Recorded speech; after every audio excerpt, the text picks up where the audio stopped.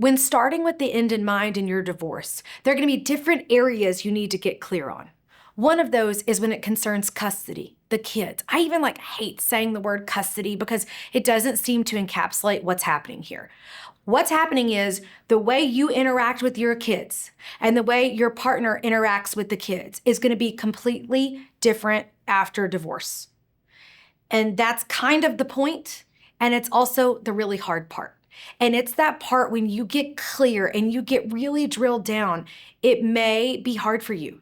You may want to just stop listening to me. You may want to stop thinking about this, and you may just say forget it. I don't even want to do it. But that's the thing, you can't.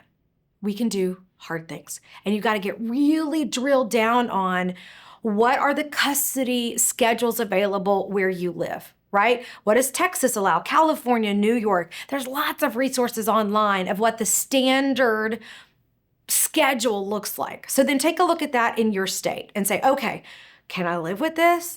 How does that sit with me? Are there any parts of it that really don't jive that I just cannot have happen? And get clear on that.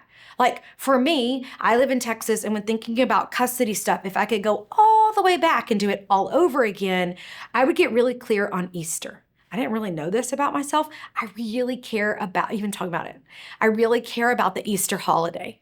And often I don't get to spend that time with the kids.